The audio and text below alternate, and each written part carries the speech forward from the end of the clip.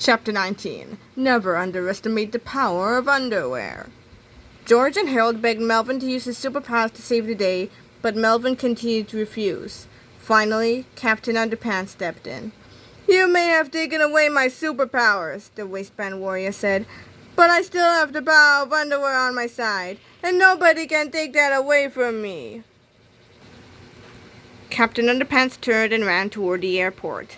"Melvin!" cried George frantically. "If you don't do something, those boogers are gonna kill Mr. Crab!" "That's not my fault," said Melvin. "You're the ones who wrote that stupid comic book about me. Now change it, or else!" George and Harold looked at each other. Their choice was simple. Either fight with Captain Underpants and probably die, or give in to the dark side and live. The two boys turned and ran to the airport. Chapter 20. Booger Brunch. George and Harold quickly caught up with Captain Underpants. Soon, they were all at the airport witnessing the carnage of the ridiculous Robo-Boogers. Captain Underpants shouted out a triumphant "Tra-la-la" from below. Suddenly, the three Robo-Boogers turned toward the familiar-sounding voice. Quickly, their laser-guided eyeballs zoomed in on three of the heroes who had made their lives so miserable back in Chapter 1.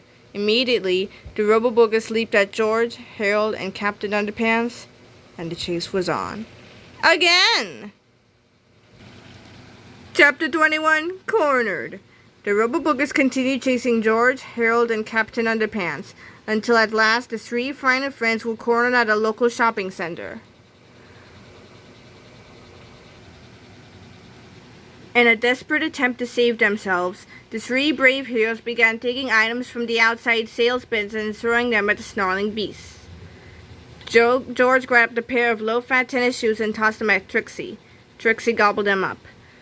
Harold found a delicious tube of wild, cherry-flavored hemorrhoid ointment and flung it at Frankenbooger. Frankenbooger swallowed it whole. Captain Underpants picked up a genetically modified organic orange-flavored orange and chucked it at Carl. Carl chewed it up with a smug grin.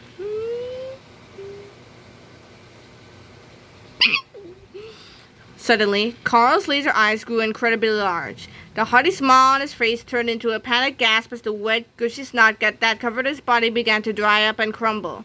Huge, crispy booglets shot off of his smoldering robotic endoskeleton like green popcorn. "What's going on?" cried Harold. "It's the oranges!" cried George. "It's gotta be the vitamin C in these oranges. It's combining the cold and flu that caused those boogers to turn evil." Carl thrashed around brutally as more and more of his disintegrating body cracked off and fell to the ground. Finally, the lights in his panic-stricken laser eyes slowly went out. He stumbled over and crashed horribly into the parking lot. Carl was dead.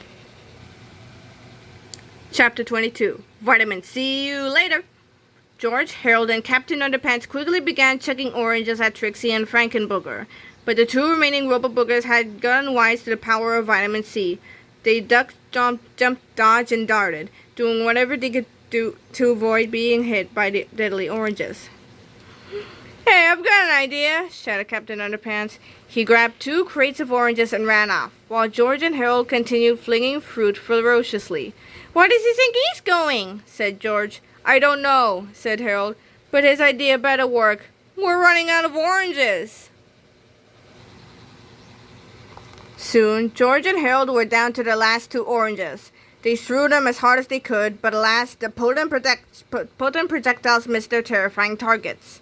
Trixie and Frankenbooger grabbed George and Harold and dangled them above their gigantic mouths. "Well," said George, "it looks like this is the end." "Yep," said Harold.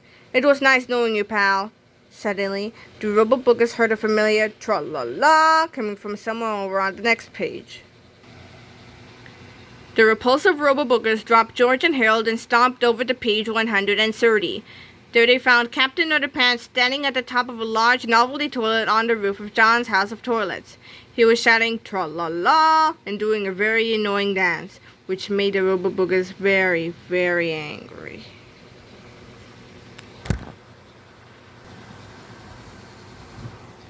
Chapter 23, The Underpants Dance, and Flip-O-Rama. TM. You've tried to twist, master the Macarena, and figured out the funky chicken? Now it's time to learn the most annoying dance ever. The Underpants dance. It's sure to irritate parents, teachers, evil villains, and kids of all ages. Just follow the easy steps in this chapter and learn the Underpants dance today! Through the magic of Flip-O-Rama, anyone can learn how to do the Underpants dance. First, make sure you're wearing underpants. Then, follow the 4 easy steps illustrated in the next 16 pages. With a little bit of practice, you'll soon be the most irritating person you've ever met. Good luck! Introducing Flip-O-Rama, Pilgrim brand. Here's how it works. Step 1. First, place your left hand inside the dollar lines marked left hand here. Hold the book open flat. Step 2. Grasp the right hand page with your right thumb and index finger inside the dollar lines marked right thumb here. Step 3. Now quickly flip the right hand page back and forth until the picture appears to be animated.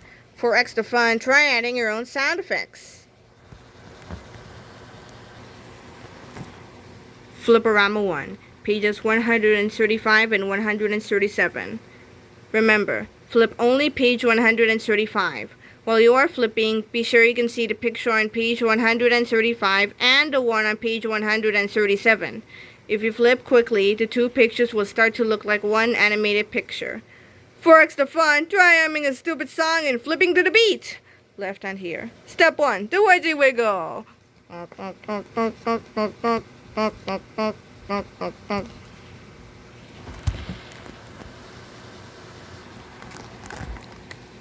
Flip-O-Rama 2, pages 139 and 141.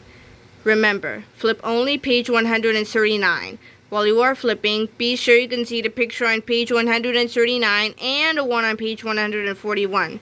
If you flip quickly, the 2 pictures will start to look like one animated picture. For extra fun, try humming a stupid song and flipping to the beat. Left hand here. Step 2, the toilet top tango.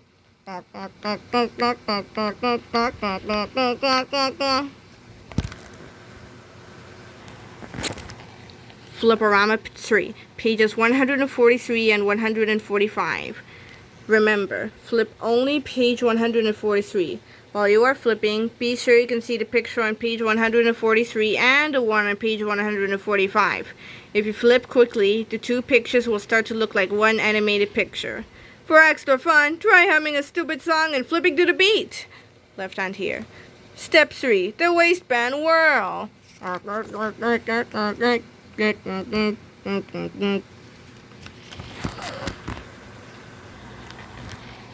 Flip-O-Rama 4, pages 147 and 149. Remember, flip only page 147. While you are flipping, be sure you can see the picture on page 147 and the one on page 149. If you flip quickly, the 2 pictures will start to look like one animated picture. For extra fun, try humming a stupid song and flipping to the beat. Left hand here. Step 4, the big butt boogie.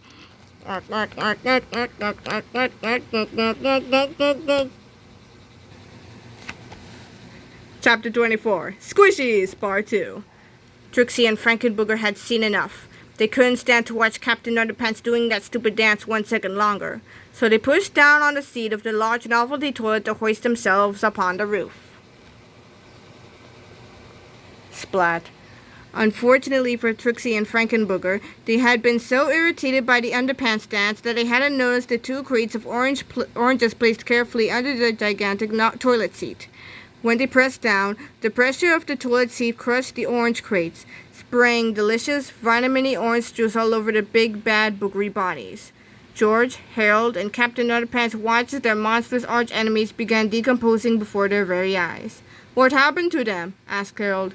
"I gave them a squishy," said Captain Underpants. "It's the latest fad." The Robo-Boogers jerked around wildly as the quickly drying snot crumbled off of the smoking robotic endoskeletons.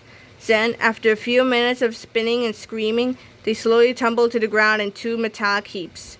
Trixie and Frankenbooger were dead.